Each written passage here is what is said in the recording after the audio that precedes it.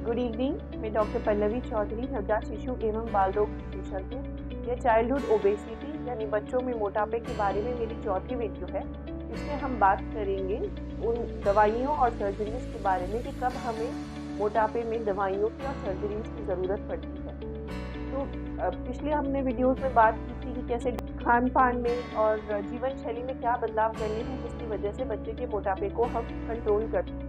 6 साल से छोटे बच्चे पे हम खाना पीना कम नहीं करते हैं, बल्कि उनकी हम एक्सरसाइज और खेल कूद बढ़ाते हैं, उन्हें ज़्यादा से ज़्यादा व्यायाम करने के लिए प्रोत्साहित करते हैं। अब जब वज़न हम कम करने की बात कर रहे हैं तो हमारा टारगेट क्या है कि कितना वज़न कम होना चाहिए, कितनी अवधि।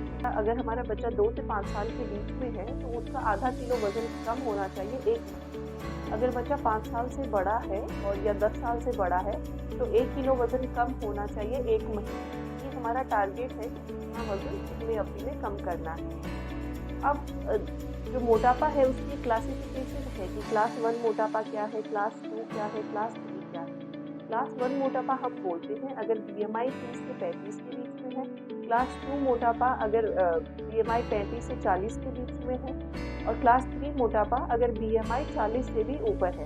BMI कैसे कैलकुलेट करते हैं ये मैंने अपनी पहले वाली वीडियोस में बताया है, वहाँ से आप सीख सकते हैं। तो अगर क्लास 2 मोटापा है या क्लास 3 मोटापा है यानी BMI 35 से ज़्यादा है या BMI 40 से ज़्यादा है, तो अगर BMI 35 से ज़्यादा है तो उसके साथ अपने शरीर में कई उसकी वजह से कॉम्प्लिकेशंस आने लगती हैं। कॉम्प्लिकेशंस क्या होती हैं, जैसे कि पैरों में टेढ़ापन आना, उसको ब्लाउन डिजीज़ कहते हैं।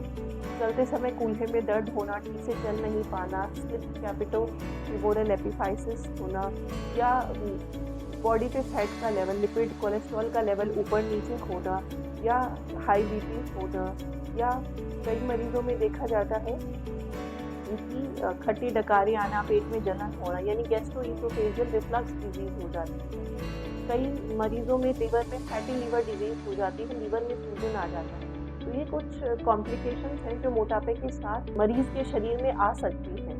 अगर यह कॉम्प्लिकेशंस आ रही हैं क्लास 2 मोटापे के साथ यानी BMI 35 से अधिक है और साथ में उसकी कॉम्प्लिकेशंस आ रही हैं जो मैंने अभी गिनाई है, या मरीज ऑलरेडी क्लास 3 ओबेसिटी में है, BMI 40 से ज़्यादा है, तो इन मरीजों में सबसे पहले हम खान पान और जीवन शैली को फॉलो करेंगे। लेकिन अगर उसके बाद भी वज़न नहीं कम हो रहा है, जैसे ही कोई मरीज़ मोटापे का आया है, हम पहले 6 महीने देते हैं उसको यह तय करने के लिए कि क्या उनको हमें दवाइयाँ देने की ज़रूरत है कि नहीं। पहले 6 महीने से उनकी जीवन शैली और खान पान में बदलाव किया जाता है। अगर उसके बाद उनका वज़न कम होने लग रहा है तो हमारा टारगेट वज़न है, जैसे कि 5 साल से बड़े बच्चे हैं, मैंने आपको बताया कि महीने में 1 किलो वज़न कम होना चाहिए। अगर हमें हमारा टारगेट मिल रहा है, टारगेट अचीव हो रहा है, तो दवाइयों पे जाने की ज़रूरत नहीं है।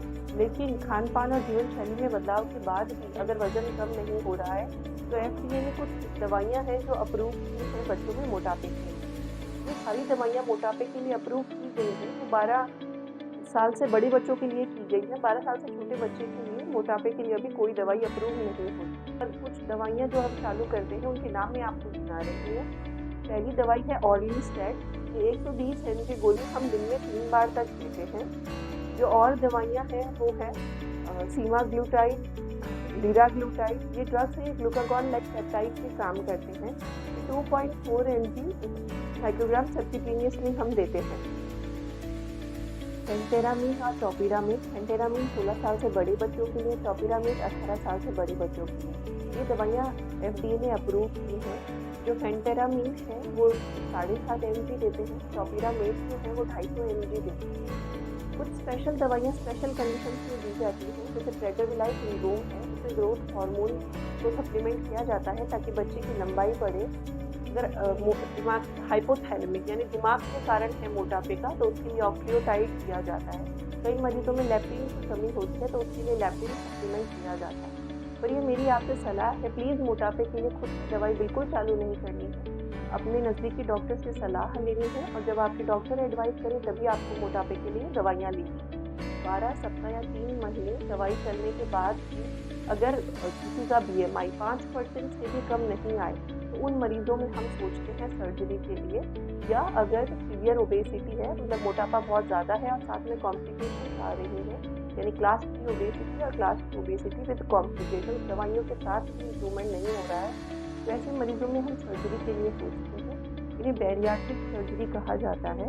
इसमें जैसे जो पेट होता है, पेट की साइज़ को कम किया जाता है। रोएनवाई गैस्ट्रिक बाईपास, स्लीव गैस्ट्रेक्टमी, ये कुछ सर्जिकल प्रोसीजर किए जाते हैं जिसकी वजह से जो पेट की साइज़ है उसको कम कर दिया जाता है, मोटापे को कम कर देते हैं।